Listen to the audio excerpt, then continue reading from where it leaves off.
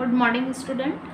मैंने आपको भेड़े और भेड़िए जो चैप्टर है वो आपको कंप्लीट कर दिया था और अब मैं उसके आगे वाला चैप्टर दो कलाकार आज आपको स्टार्ट कर रही हूँ। दो कलाकार चैप्टर जो है वो उसकी लेखिका है मनु भंडारी। मनु भंडारी जो हैं उन्होंने दो कलाकार चैप्टर लिखा है।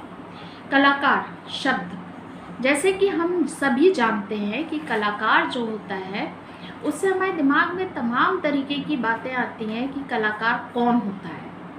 कलाकार के लिए हम ये कहते हैं कि जैसे जो पेंटिंग बनाता है वो कलाकार है, जो अभिनय कर रहा है वो कलाकार है। इसके अलावा कुछ लोग जो होते हैं जो सिंगिंग करते हैं, गाने गाते हैं, वो कलाकार होते हैं। कलाकार शब्द से हमारे सामने इसी तरीके की छवि जो है वो सामने उभर कर आती है। हम ये सोचते हैं ये कलाकार है, ये भी कलाकार है, अभिनेता है वो कलाकार है। तमाम तरीके के लोग जो हैं हमारे बारे में ऐसे ही, हम कलाकार के बारे में ऐसे ही सोचते हैं कि ये कलाकार है या ये कलाकार है। कलाकार का अगर हम संधि विच्छेद करें, उसे अगर दो भागों में बांटें तो कला प्लस आकार, यानी कि कला को आकार देने वाला। कला कोई भी हो सकती है, उसको आकार देने वाला। हम ये सोच सकते हैं कि कला जो होती है वो इंसान जो होता है, कलाकार सिर्फ कलाकार ही होता है। और हमारे दिमाग में कलाकार से एक छवि जब उत्पन्न हो जाती है कि नहीं, पेंटिंग करने वाला ही कलाकार है या जो अभिनेता है वो ही कलाकार है। पर कभी कभी हम ये नहीं सोचते कि कलाकार बहुत से लोग हो सकते हैं। कलाकार वो लोग भी हैं, जैसे अभी इस समय जो बीमारी आपके इस देश में फैली हुई है, उस बीमारी में जो लोग दूसरों की मदद कर रहे हैं, तमाम तरीके के कार्य कर रहे हैं, जो डॉक्टर हैं, पुलिस वाले हैं और लोग जो दूसरे गरीबों की मदद कर रहे हैं, वो लोग भी एक तरीके से कलाकार हैं। यहाँ पर यही चीज़, दो चीज़ों के बारे में बताया गया है कि अभिनेता जो होता है और जो पेंटिंग बनाते हैं और जो तरह साहित्य लिखते हैं, तरह तरह के कलाकार होते हैं। और यहाँ पर ये बताने की कोशिश की गई है कि ज़रूरी नहीं है कि सिर्फ वही लोग कलाकार होते हैं। कलाकार वो भी हैं जो कि दूसरों की सेवा और दूसरों की मदद करते हैं। यहाँ पर ये चैप्टर जो है जब स्टार्ट होता है तो यहाँ पर दो इसमें कैरेक्टर दिए गए हैं, जिस हमेशा मैंने आप लोगों को पहले भी यही बात बताई है कि कैरेक्टर का हमेशा ध्यान रखें कि कौन कौन से कैरेक्टर इसमें बताए गए हैं। दो कैरेक्टर इसमें मेन जो हैं वो है एक चित्रा और एक है अरुणा। दोनों जो हैं बहुत अच्छी दोस्त हैं और बहुत ज़्यादा, दोनों में बहुत ज़्यादा प्रेम है, बहुत एक दूसरे से प्यार करती हैं और वो दोनों की दोनों हॉस्टल में रहती हैं।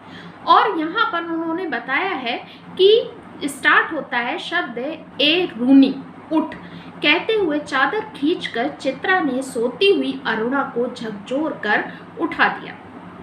चित्रा जो है वो अरुणा को रूनी शब्द से पुकारती है, उसको वो प्यार से रूनी कहती है।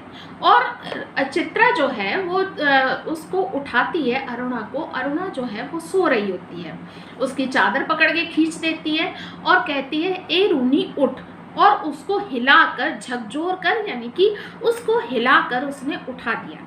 अरे क्या है, आंखें मलते हुए तनिक खिजलाहट भरे स्वर में अरुणा ने पूछा। और आंखें मलते हुए गुस्से में थोड़ी सी आ गई। आप लोगों को पता है अगर नींद में से कोई इंसान आपको उठा दे तो क्या होता है, आदमी खिसियाने लगता है। और यहाँ पर उसी तरीके से अरुणा जो है वो भी खिसिया गई और उसने उससे खिसियाहट भरी आवाज़ में उससे कहा, अरुणा से पूछा कि क्या है। अरुणा ने चित्रा से पूछा कि क्या है। चित्रा उसका हाथ पकड़कर खींचती हुई ले गई और अपने नए बनाए हुए चित्र के सामने ले जाकर खड़ा करके बोली, देख मेरा चित्र पूरा हो गया। अब इधर चित्रा जो है, जो कि बहुत सुंदर पेंटिंग बनाती है और बहुत ही मन से वो पेंटिंग में लगी रहती है। पढ़ाई भी कर रही है, पढ़ाई करने के साथ साथ उसको पेंटिंग बनाने का बहुत शौक है और वो पढ़ने के साथ साथ ये काम भी अपना करती है। और उसने क्या किया, चित्रा ने उसने अरुणा का हाथ पकड़ा और उसे खींचती हुई ले गई और उसने एक जो नया अपना चित्र बनाया था, अर्थात जो उसने पेंटिंग बनाई थी, उसके सामने ले जाकर उसने अपनी दोस्त अरुणा को खड़ा कर दिया और उससे कहने लगी, देख मेरा चित्र पूरा हो गया, देख मैं जो पेंटिंग बना रही थी वो मेरी पेंटिंग जो है वो पूरी हो गई। ओह, तो इसे दिखाने के लिए तूने मेरी नींद खराब कर दी। अरुणा जो थी गुस्से में आ गई। उसने कहा, तो ये चित्र तूने बना के पूरा कर लिया और इस चित्र को दिखाने के लिए तूने क्या किया है, मेरी नींद खराब कर दी। अरे जरा इस चित्र को तो देख, नाप आ गई पहला इनाम तो नाम बदल देना। और चित्रा कहने लगी, इस चित्र को देख, इस पेंटिंग को ध्यान से देख, अगर मुझे पहला इनाम ना मिल गया तो मेरा नाम बदल देना।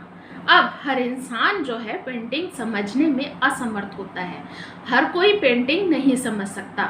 जिसको पेंटिंग की जानकारी ना हो, जिसको जो है पेंटिंग के बारे में समझ ना हो, वो पेंटिंग नहीं समझ सकता।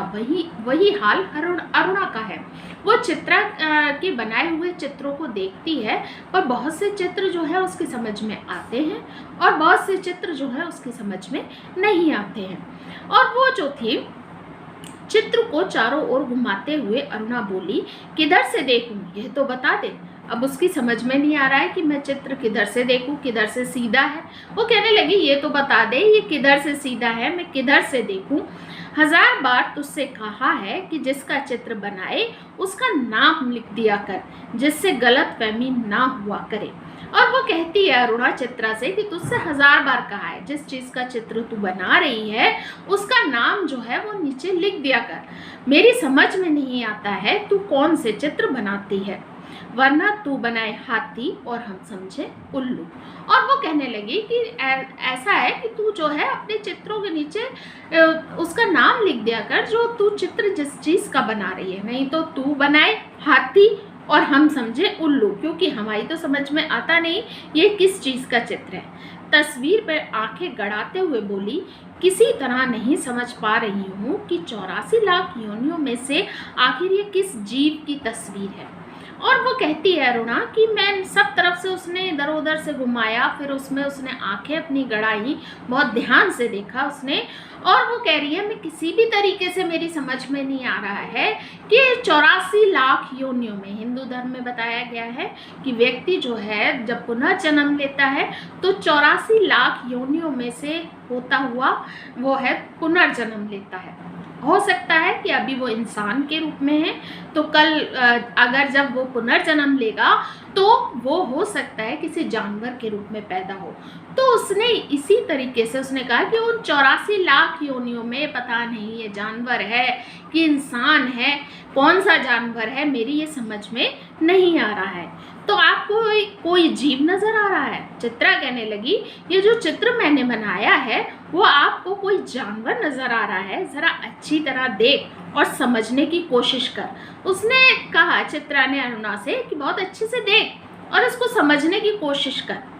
अरे यह क्या, इसमें तो सड़क है, आदमी है, ट्राम है, बस है, मोटर है, मकान, सब एक दूसरे पर चढ़ रहे हैं। उसने कहा इसमें इतनी सारी चीज़ें दिख रही है मुझे।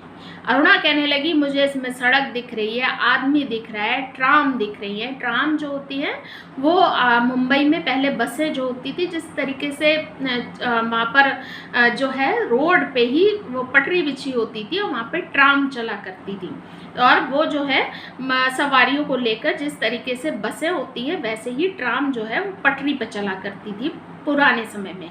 अब ट्राम बंद हो चुकी हैं।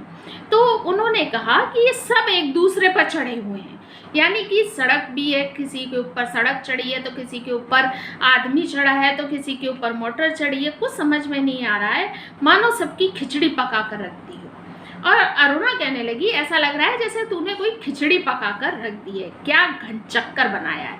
उसने कहा मेरी समझ में नहीं आ रहा है, सर को चकरा देने वाली तेरी पेंटिंग है जो मेरे सर को बिल्कुल चकरा रही है।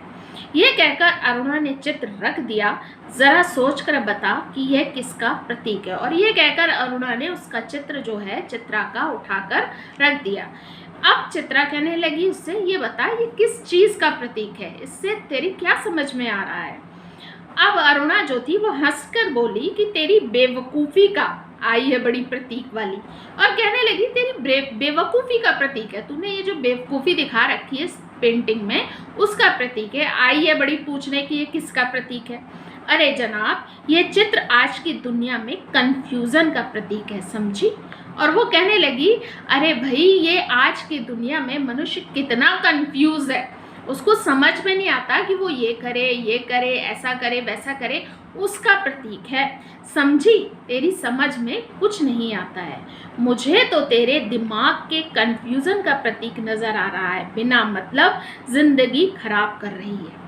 अरुणा कहने लगी, मुझे तो तेरे ही दिमाग का कंफ्यूजन लगता है, बिना मतलब पेंटिंग ढंग से आती नहीं है, बिना मतलब इन पेंटिंगों में अपनी ज़िंदगी जो है वो बर्बाद करने में लगी हुई है। और अरुणा ये कहकर मुंह धोने के लिए जो है वो बाहर चली जाती है। लौटी तो देखा 3-4 बच्चे उसके कमरे के दरवाजे पे खड़े उसकी प्रतीक्षा कर रहे हैं। आते ही बोली, आ गए बच्चों, चलो मैं अभी आई। और जब वो लौटी तो उसने क्या देखा, जब मुंह धोकर वो बाहर निकल कर आई, उसने देखा कि 3-4 बच्चे जो है उसके कमरे के दरवाजे पर खड़े हुए उसका इंतजार कर रहे हैं।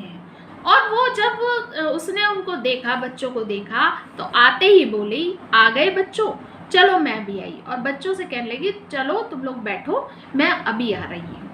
आज हम इतना ही पढ़ेंगे और इससे आगे मैं आपको कल पढ़ाऊंगी।